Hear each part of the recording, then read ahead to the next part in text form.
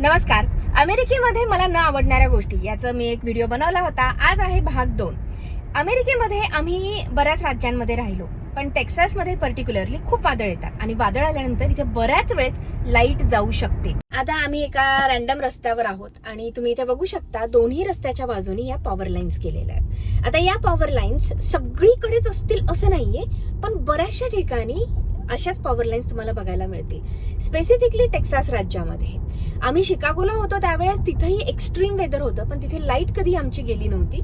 पण ह्युस्टन मध्ये आल्यापासून लाईट जाण्याचे प्रकार मी बऱ्याच वेळेस बघितले आहेत किंवा अनुभवले आहेत. ज्या भागामध्ये असे खूप वादळ येतात, हरिकेन किंवा टोर्नेडो येऊ शकतात, अशा ठिकाणी तरी ऍटलिस्ट पॉवर लाईन अंडरग्राऊंड करून घ्यायला हरकत नाहीये. अमेरिका ही डेव्हलप्ड कंट्री आहे, पण त्याचा अर्थ असा नाही की त्यांच्याकडे सगळ्याच बाबतीत सगळीकडे सगळ्याच गोष्टींमध्ये डेव्हलपमेंट केली आहे. अशा अमेरिकेच्या न आवडणाऱ्या छोट्या छोट्या गोष्टी मी तुमच्यासोबत शेअर करत राहीन.